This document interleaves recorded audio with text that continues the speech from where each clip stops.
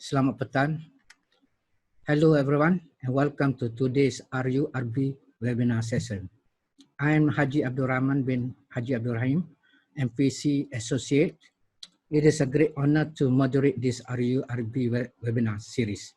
This webinar was brought and sponsored to you by RURB Unit of Malaysian National Productivity, MPC. The main speaker of this webinar is Professor Dr. Sufian Jusoh.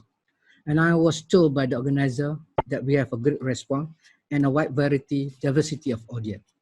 Let me introduce our agenda and webinar series.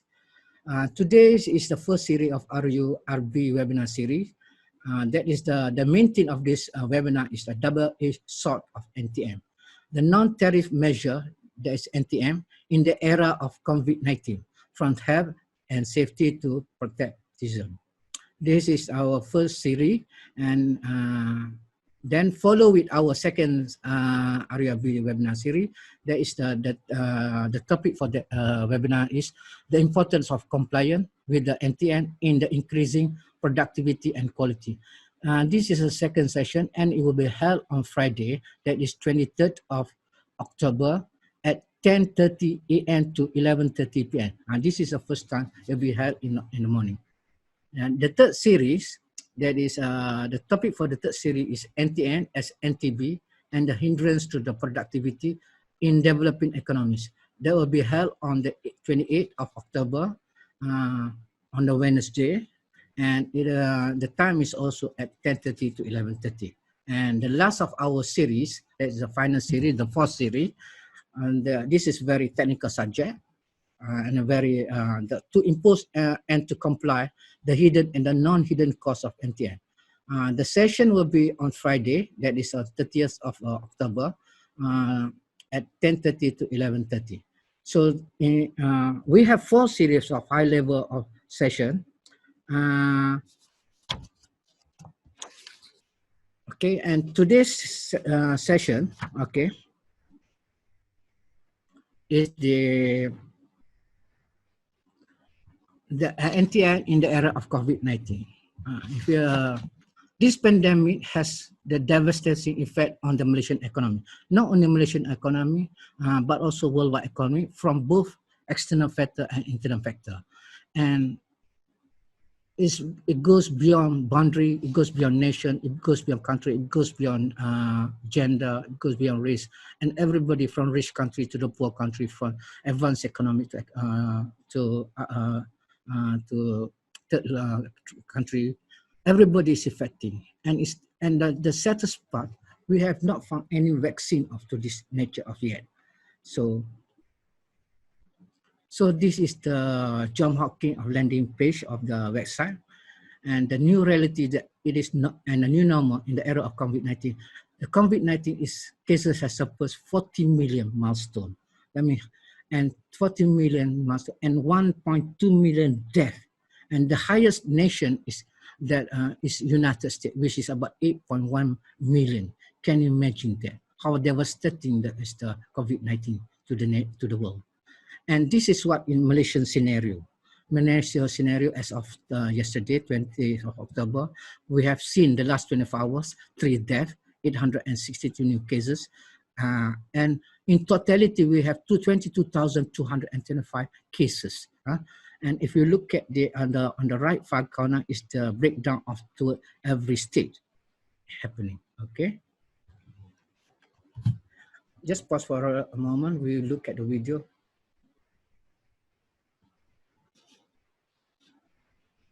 Selangor initially started with Selangor, then gradually other states has also increasing, and from the first phase of the COVID-19.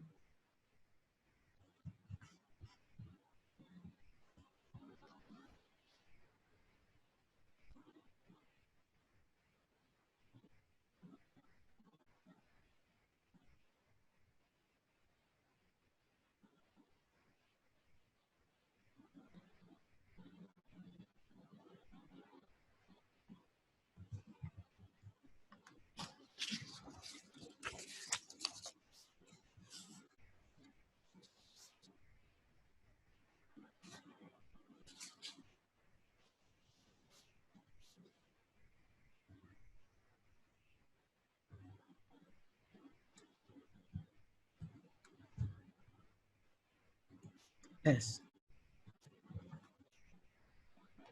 So these are the impact of economic COVID-19 to the business, not only to the financial sectors, but also to the technology, customer, the whole wide range of the supply chain.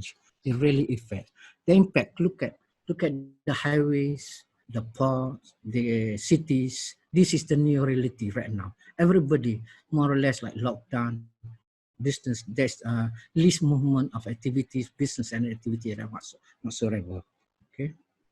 This is the study was conducted by look at the loss of it's about 1.2 trillion dollars loss because of the COVID-19 implication. This is the implication, the reality. Okay. On top of that, look at what is before the COVID-19. This is Malaysian performance in related to the international report. The World Competitive Report yearbook, look at on the left. From the year 2017, we are ranking 23rd out of 63 countries, and also we maintain our consistency up to 2019. But the Global Competitive Report stated that from 2017, we are ranking at 26 out of 135 in economies, and we have gradually improved to 27 ranking out of 181 economies. Whereas the World Bank report, business report, from 2018, we ranked at 24. We have improved on the 29th in the year 2019 to the ranking of 15, and 2020 we have improved to 12 in the world out of 119 economies. This is our Malaysian performance. Okay.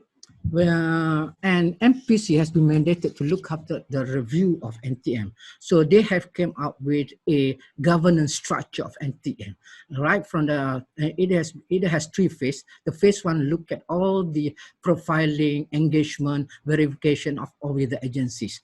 Phase two is to verify, validate, and to see the ascertain the accuracy of the data. And the phase three is to come out with the finding, the report, and draft recommendation, so that the NTN Secretariat could follow suit with a creation of a NTN repository database system.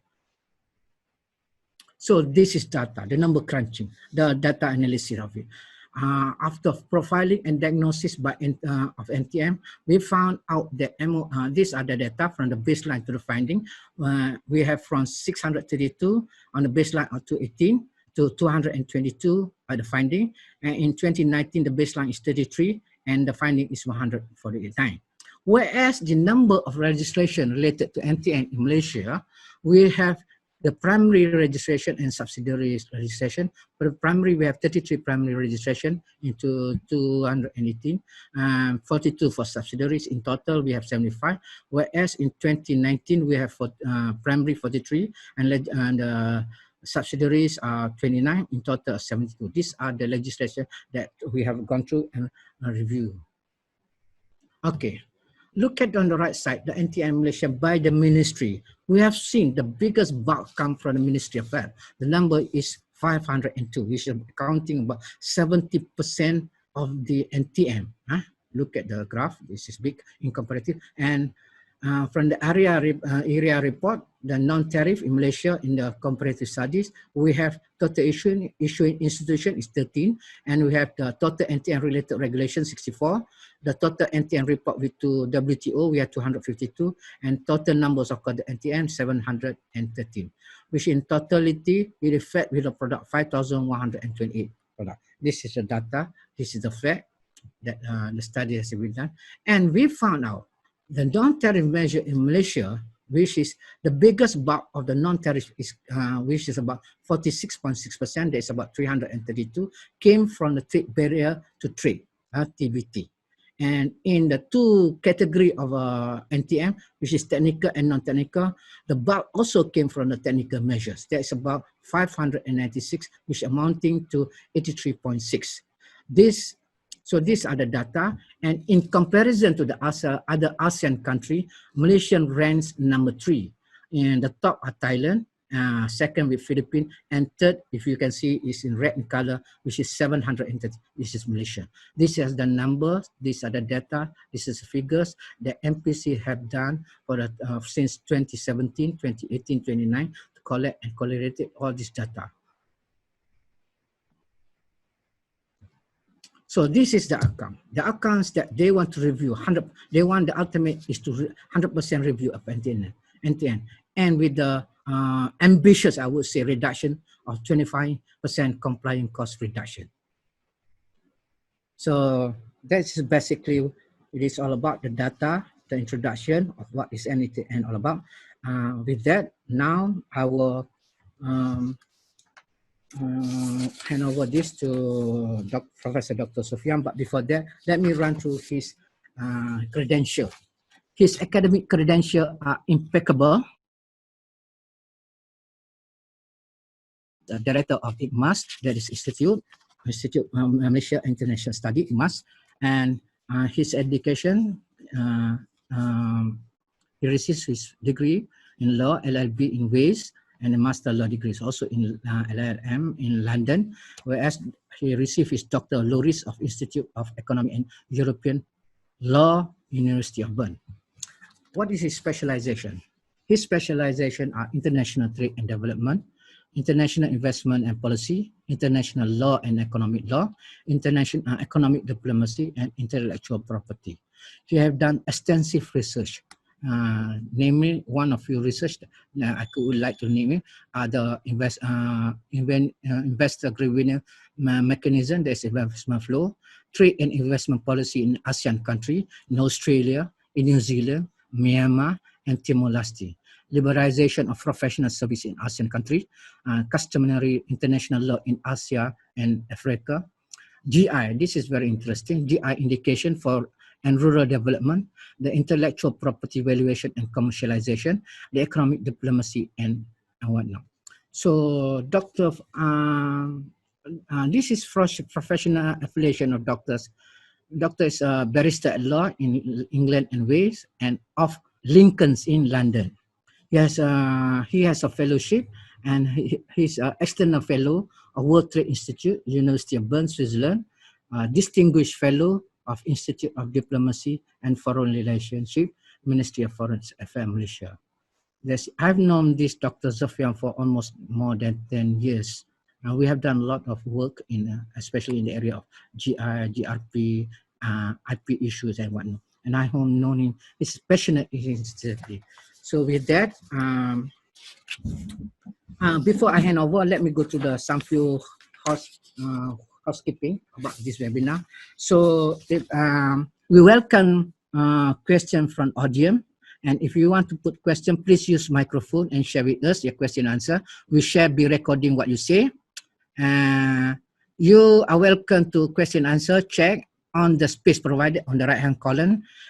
Just tell us your name and the organization which you represent. We love to hear from you. And for those who are just joining us, welcome. The topic of today's webinar is NTM in the era of COVID-19 from the health and safety to protection. With that, I will hand over this session to our esteemed Dr. Professor Dr. Sufian Jusoh. The floor is yours, Doctor. Thank you. Thank you very much, Rahman, for the introduction and very extensive introduction to non-tariff measures, the work of non-tariff measures undertaken by the MPC. And I would like to also thank MPC for inviting me to speak at this very first webinar on non-tariff measure. We have been undertaking this project for many years now. It's a project under the Malaysian Productivity Corporation. Haji Rahman and I and many of our friends who have been involved in this project from the very beginning, and it's a very important topic for trade. And today we are going to have the first of the 4 series, and today we are going to discuss about the nature of NTM. Haji Rahman, I would like you to stop sharing because I cannot share my slide. Let me see whether. Okay. Okay.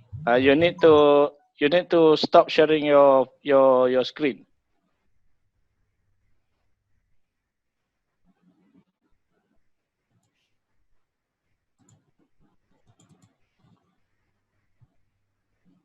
Because I'm still looking at your screen is still on the Zoom, so I cannot share my screen.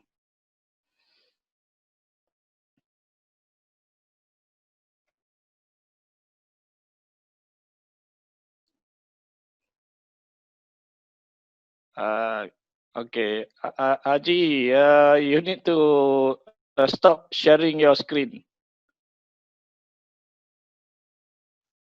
Okay, never mind.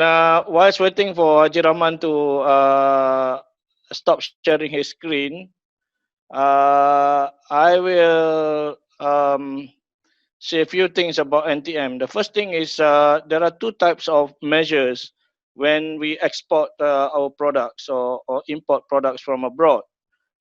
First, there will be tariff. When you enter another country, you have to be subject to tariff, and then you pay the custom duty, either at any rate, as normally agreed under the WTO or under the free trade agreement. And then another angle of control is the non-tariff measure. Basically, the government impose certain standards, certain requirement for goods to go through borders. For example, if you sell uh, if you sell if you export say banana, then you have to go through certain forms, and then you have to go through certain examination to ensure that they meet the standards before you can actually go through the custom check. And then there could be quarantine. There's another form of non-tariff measure. So non-tariff measure is not necessarily a bad thing. It's done because of health and safety and protection of the environment, protection of labor, and all other requirements. But then the bad thing is non-tariff barriers, which is actually the excessive when non-tariff measures are being excessively imposed by the importing or the exporting countries. So that is the bad thing. Before I move to the topic of discussion, I would like to share with you some of the latest data from the World Trade Organization. If we look at this data, the blue one is actually the merchandise trade. This year is going to be a bad thing.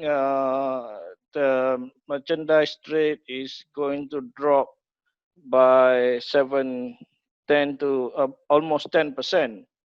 But it will pick up again in 2021 based on the WTO's prediction by almost 7%. So this is a good news, hopefully by next year. And same goes here in 2021. We are looking at from the world's perspective is about 7.2%, and from Asia we are looking at 5.7% growth in export, the volume of merchandise trade.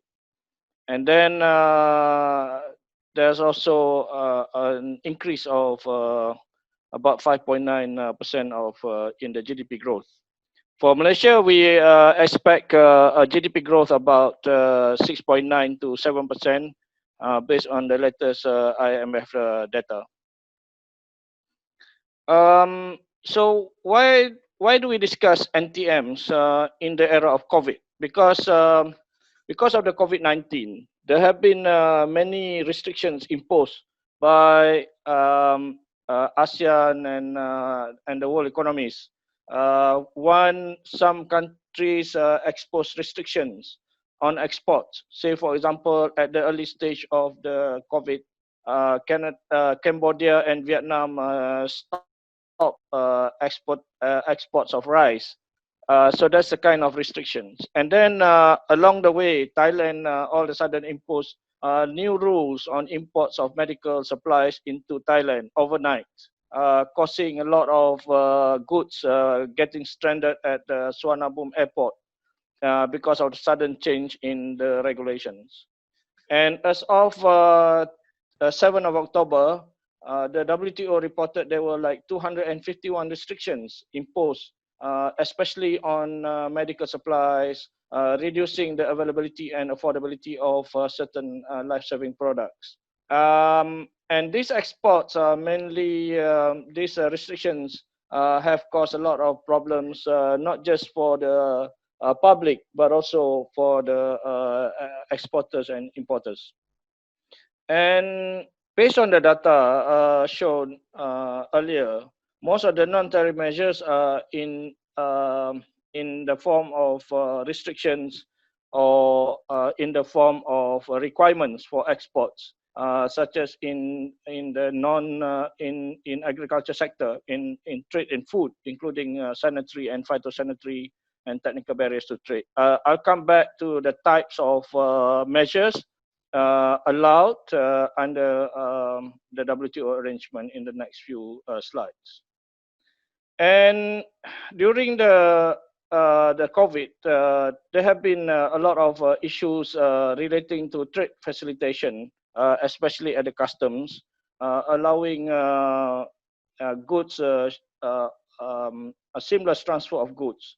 And the non-tariff measures, especially forms, testings, phytosanitary certificates, non-tariff barriers like labeling and whatnot, require a lot of activities, a lot of compliance, which actually go against trade facilitation.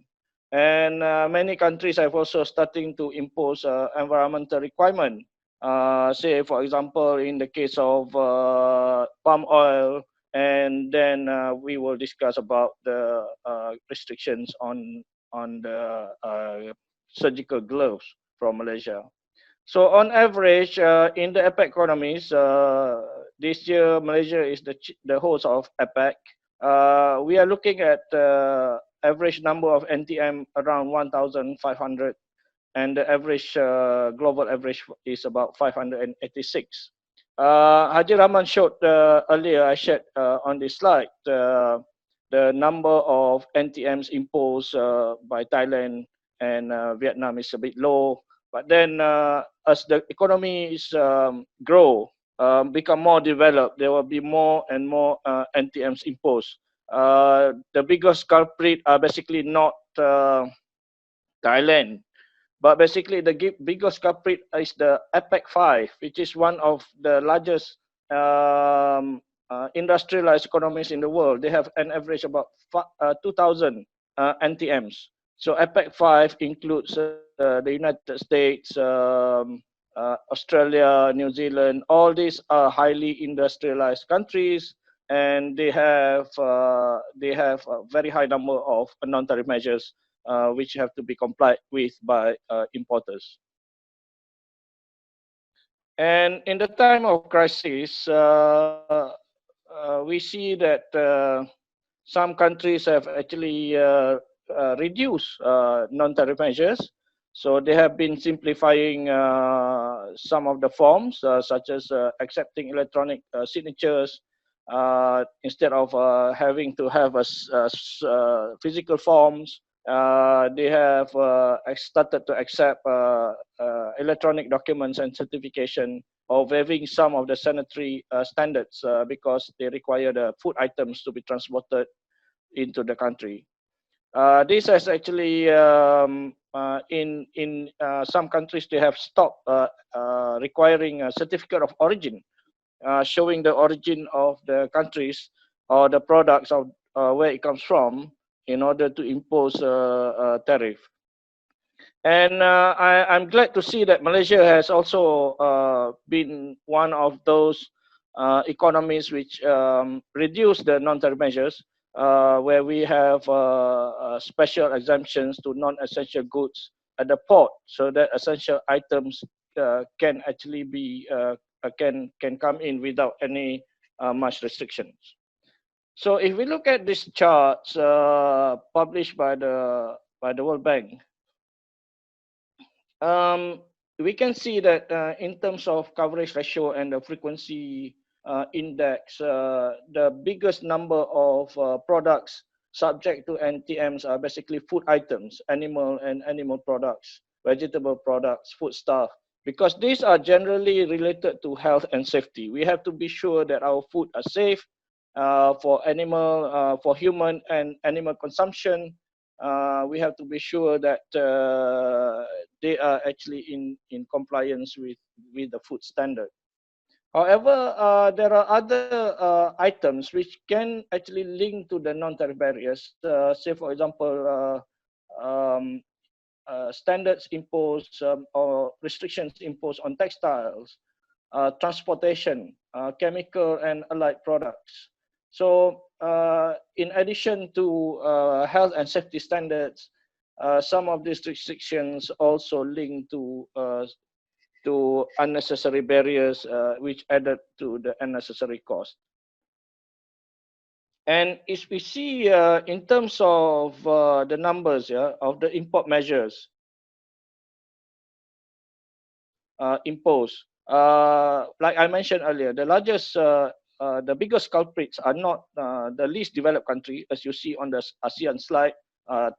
For example, Laos and Myanmar, they don't have many NTMs because they don't have many restrictions. They don't even have labs to check on or to conduct examination. So the ones that really impose major NTMs are the developed countries, like the United States, the European countries, Australia, and New Zealand. So what are the non-tariff measures? The non-tariff measures basically include national requirements, technical measures, technical regulations, and then we have national standards. National requirements are generally known as technical regulations. These are compulsory requirements. Say the government says you must have nutrition information on the box of a box of cereal. So if an importer or an exporter does not put the nutrition information on the box of cereal, then the products can be confiscated and it will be subject to say some kind of regulatory prosecution. And then you have standards. Standards is not compulsory, but generally taken as a requirement to be complied with. Say some of the items now have a CE level. This is not compulsory, but it shows that the products have actually complied with European standard. Or some products carrying ISO. So these are standards. It's not compulsory, but it's made compulsory by the say, for example, retailers. Some of retailers even impose their own private standards. Say chicken must not be less than 30 days before being slaughtered. So that's a kind of private standard. And then we have non-trade related issues like labor standards. We will discuss this later. Say the imposition of import ban on Malaysian palm oil by the United States as a result of forced labor. And then environmental standards, say for example, another imposition of import ban by the European Union on Malaysian palm oil, again because of the non-compliance with their environmental standards. And then we have conformity assessment procedures, which is a requirement for exporters and importers to comply with, such as certification. So some kind of products will have to be certified. Say in the case of Malaysia, you have to get tested by SIRIM before you can even export or import. Say cements or some insulation material will have to be certified in compliance with certain procedures. So there are certain minimum conditions to be set to retain test reports for a set number of years, to submit test report on the request of the regulators. There will be registration and notification to regulators. Test report produced by accredited test laboratories. So these are the requirements. For example, if you want to export fish, there has to be a requirement that the fish must be stored in the chiller below certain degrees of certain degree. And the European Union or the importing country has the right under the WTO rules to come and inspect the facility. So they will come and check, do a spot check whether your chiller is actually really below a certain number of degree. Many years ago, Malaysia's seafood products have been banned from the European Union market because of one boat. The European Union inspector came to inspect most of the boats in Malaysia, fishing boats, and everyone actually tried to comply. They clean everything except the toilet. This is typical of Malaysian behavior. And the um, the European inspector actually found some trace of human waste on the railing of the boat, not in the toilet. The toilet looked so clean, but I think somebody, when they came out from the bathroom, they didn't wash their hands, and there were trace of human waste on the railing. So that's it. The whole Malaysian fishery industry suffered few $100 million worth of export because of one non-compliance, one incident of non-compliance by the relevant fishermen. And then the third type is the administrative procedures. Valuation system, you need to value some of your products. This relate to the custom declaration. Say how much is your products. So you have to input that into the form. Anti-dumping practices, where the government impose a certain percentage of minimum price. So if the import price or the imported products have gone below certain percentage of price compared to the local products, then the government will impose a higher tariff for those products. And there will be documentation requirements and some kind of fees being imposed. So now I'm going to go through the three main agreements, WTO agreements, allowing imposition of non-tariff measures. The three main agreements are basically GATT, General Agreement on Trade and Tariff 1947, which is now known as GATT 1994. The general rules of trade is trade shall be conducted on a non-discriminatory basis, meaning when we conduct international trade, import and export, the importing countries or exporting countries shall not discriminate anyone at all based on the nationality and other things. And then but however, there will be some kind of protection afforded to domestic industries through custom tariffs, not through such commercial measures such as import quotas. So you can actually impose, you can provide some kind of protection for domestic industries, but you must not impose commercial measures. So they must not be discrimination based on commercial practice. Say you can't impose import quotas, you can impose export quotas on commercial activities.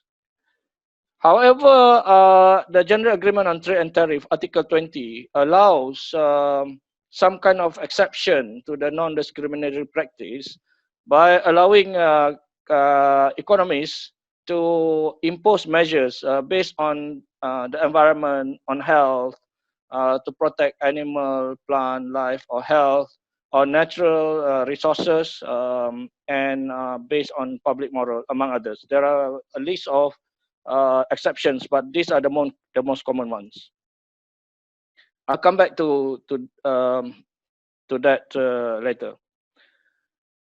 And then we have the sanitary and phytosanitary agreement, which is part of the 1994 agreement on the WTO, which is basically to set out the basic rules for food safety and animal and plant health. So this agreement allows countries to impose regulations and basically allow them to impose non-tariff measures based on food safety, animal and plant health.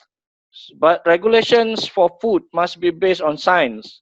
You cannot simply pick up and say, look, okay, I want to impose restrictions on shrimp from Malaysia for nothing. So there must be restrictions, and the restrictions must be complied with based on science. I'll come to the discussion on GMO in a while. And they have to be the imposition of non-tariff measures through sanitary and phytosanitary measures can only be done to protect human, animal, plant life or health. So there are examples of measures including quarantine, inspections. They come and inspect your facilities in your country, SPS certificates, lab tests, and other things. And then there's another agreement called the Technical Barrier to Trade Agreement, also as part of the WTO in 1994, which allows WTO members to impose technical regulations. Like I mentioned earlier, technical regulations is a compulsory requirement set by the government. And conformity assessment procedures. So they have to come up with a conformity requirement, such as HACCP, some kind of percentage of, say, some items must not exceed certain percentage of chemical or pesticide content, and they must be done on a non-discriminatory manner too. Again, it can only be done for the protection of human health, safety, protection, health and safety, and protection of the environment. And labor standards are not part of the WTO, so this is a very tricky situation. It will be handled through the labor organization, which is not compulsory, and so it's a different game altogether. We will come to that in the last slide. I have three examples on non-tariff measures which are non-complying. In the EU sardine case at the WTO, the EU says there are actually too many types of subspecies of sardine. And in this particular case, the EU says they will only classify sardines as sardines if they meet certain EU standard. So if a subspecies which is called sardine but not included within the list of sardines as imposed by the EU, then they are not called sardine, and therefore they will be given a higher tariff and higher certification requirement coming into the EU. In this particular case, Chile was saying that, look, sardines are sardines. Why can't you say, all right, there are 15 types of sardine, mine is 14, and therefore yours 1, therefore you are not sardine. So the WTO appellate body says sardines are sardines. If they are in the list, they should be considered a sardine. This is kind of non-tariff barrier because the EU was trying to protect their fishery sector, who are doing a lot of sardine fishing, and they have to compete with the cheaper sardines from Chile. Okay, another case which relates to Malaysia is the US shrimp turtle. In this particular case, US said you can't export shrimp if they do not use a certain type of net, which is called TED net, a turtle exclusion, which has a turtle exclusion device, TED. In the case of Malaysia, the US didn't give technical assistance as compared to what they gave to the Caribbean nations. What happened is then the US decided to impose ban on Malaysian shrimps not using TED net. because they say this will endanger turtle.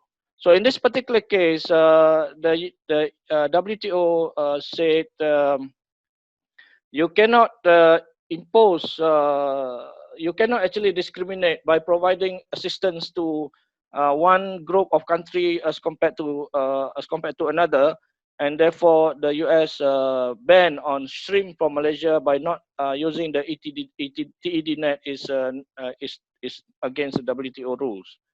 And I must tell you that the price of the TED net is not cheap, right? 3,000 US dollars per net. And you just imagine $3,000 is like now times 4, 12,000 ringgit. How much is our fishermen earning a month? And especially in this COVID, they can't go, and things are not doing well with them. And another example is GMO, genetically modified organism, that practically falls under under all the three agreements. Some countries are saying they cannot accept import of GMO because it goes against the environment. Sometimes they say you can't eat GMO because it goes against your health and safety. And then sometimes they use the TBT agreement by imposing labeling.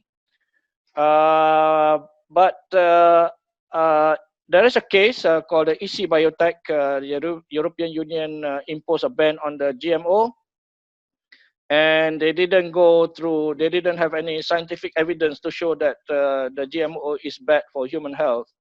And they imposed a moratorium of 5 years. So the WTO says you can impose moratorium, but you must be based on science. So they didn't have any proper scientific evidence to show that GMO is actually bad for human health and for human consumption. All right. So those three agreements actually allow countries to impose. Hello.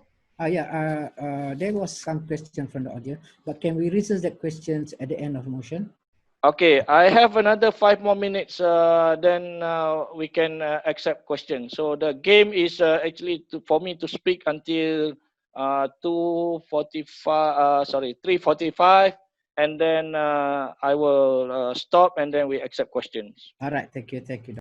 Okay, so there are various other non-tariff measures which lead to barriers, such as limitation on trade. You impose quotas, import license, prohibition. You impose anti-dumping, you impose valuation process, you use different types of standards like what I mentioned earlier. Sardines are sardines, but they say different types of sardines should not be sardine. You have packaging, labeling, and marking. Some countries are not imposing labeling for certain types of food. Some government participate in trade, and therefore they don't like people to come and compete with them. The biggest case in Malaysia is actually rice. Is monopolized by one particular government company, or not government company anymore, but still monopoly. Charges of imports, like you must put a deposit, administrative fees, import credit discrimination, and some other types of barriers, like providing high level of subsidies, marketing arrangement, marketing agreements, social regulations, like we see in labor market, labor restrictions and whatnot. And then some countries, they even impose monetary measures like differential exchange rate for importers as compared to the domestic business people.